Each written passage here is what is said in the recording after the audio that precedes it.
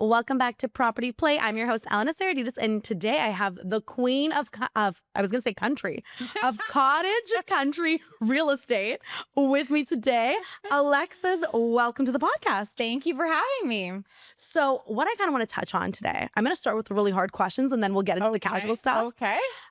What is going on in cottage country right now? So cottage country is flooded with inventory.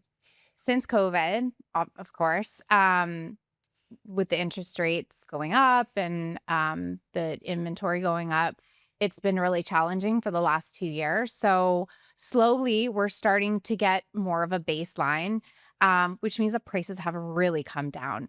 So, I mean, that creates a really fantastic opportunity for people to get into the market in cottage country now. I have a theory that this is not going to last very long. And do you know why I'm thinking this? Please tell me, because I have one too. And you're going to tell me if it's the same one. I think that a lot of people are not happy with our friends down north. Yeah. Down south. I flipped that for a second. Down south. And I've heard from people that they're not planning to travel there anymore. And if they're not planning to travel down there, where are they going to travel? Exactly.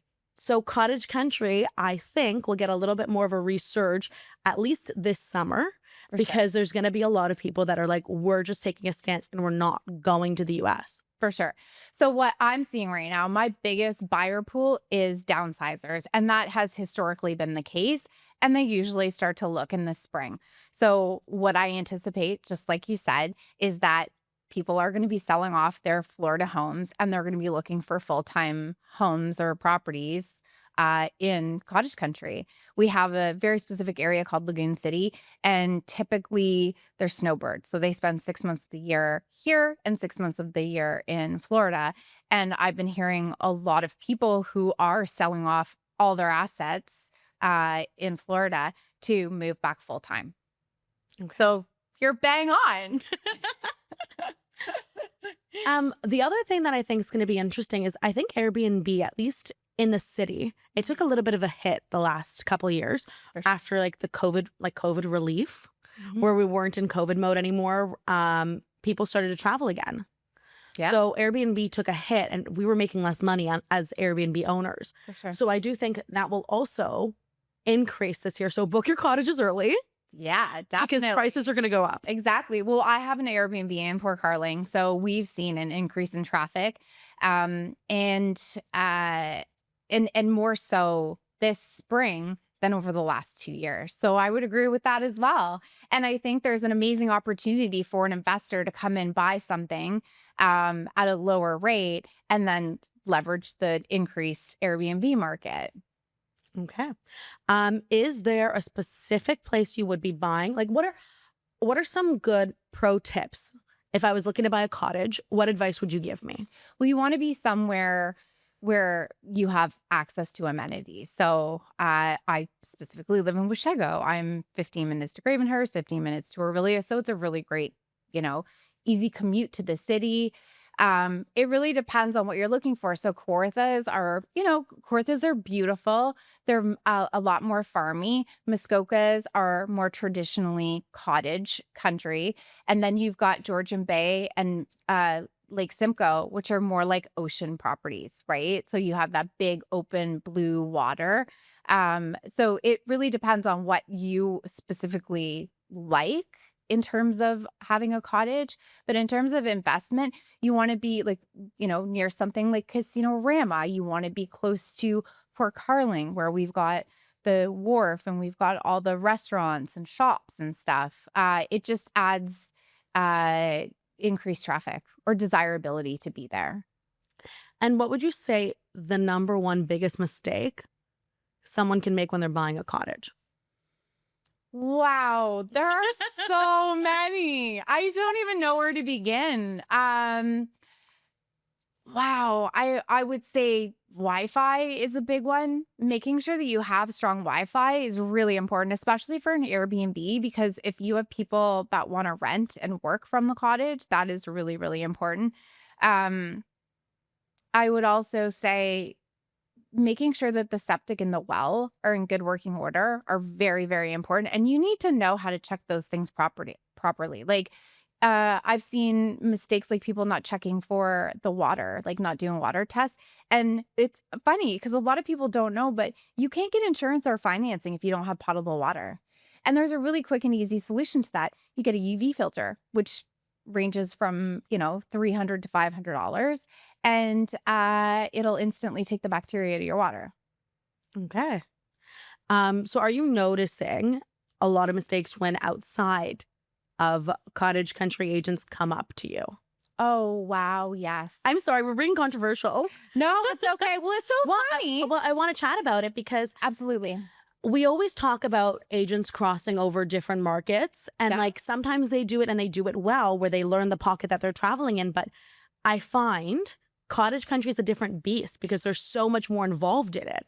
It's so amazing that you're bringing this up because one of our colleagues actually just did a cottage deal and I helped walk him through the process. And he basically, at the end of it, he's like, I'm out. He's like, I'm done. I'm never doing this again. He's like, you are my next call. Every time anybody wants to buy outside of the city, he's like, this is so much work. And I was like, I know, right? I was like, it's so different. You need to pull up surveys. You need to make sure that the shore is, either owned or not owned, or, it has shore road allowance. Some of the things that we Also, if your boat can fit. if your boat can fit, Yeah, because for sure. the height of the water is different. Yeah, and if your boat can get out to the open body of water, or Mhm. whether it's a locked lake, the base of the lake. I mean, I could go on for days, but like it's amazing how much work there is to do. Like if you want to build a boathouse in the future, you need to own the shore. You are still responsible for the shore, even if you don't own it. You still need to maintain it. There are massive, massive issues that you can run into when it comes to access to the property. Often in cottage country, we see easements where you cross over other people's properties. There's also, if you're looking at something that's going to be 4-season versus 3-season, who plows it? Who maintains the road? Is there a road association?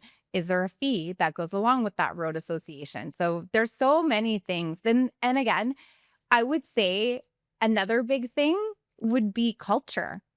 There's such different cultures from place to place, whether you're in Halliburton, if you're in, Kirkfield, or if you're in Muskoka, like whether it's Port Curling or Utterson or, Aurelia or Georgian Bay, Victoria Harbor. Every pocket has a very, very different culture. You mentioned something, and I'm going to touch on it because I know the answer and whoever's listening might not. Okay. You mentioned if it's year round, if it's seasonal, if you can only use it X amount of time out of the year. How does that work with financing? So typically it doesn't impact financing too much, to be honest. I mean, if you're, depending on the area, if you're in, so say for example, if you're buying into a community that has like a pottle fee, that may be a bit more challenging, like trailer parks or 3-season parks like that. That becomes an issue. But for a 3-season cottage, financing should be pretty straightforward if you're working with a mortgage broker that understands cottage country. Okay. Because I've been told through the years that depending on what kind of property you buy, if you can't use it year round, or if there's certain restrictions to it, the bank might ask you for more down. Like you can't just put 20%. And the same thing applies to like when you're buying, for example, plots of land. Mm-hmm. Well, land you can't get financing on. So if, for example, it's a property and it has an outhouse, yeah, how does it work? Yeah, often that's very difficult, and you would need more down for that. Yeah, for so sure. It's just something for people to know. Like if it is a cottage country or seasonal property, just be careful that you can actually get financing for it. Definitely. And you don't have to put more money than you expected down. For sure. Well, and that's one of the things that I flag for clients too. Like if you are potentially looking at a specific property, it's a good idea to send it to your broker just to have them, have a once over, just to make sure that you can actually qualify to purchase that property. Definitely. Well, that's our episode on cottage, country, and real estate. And we might bring Alexis back next week to talk more things about cottage rentals. All right.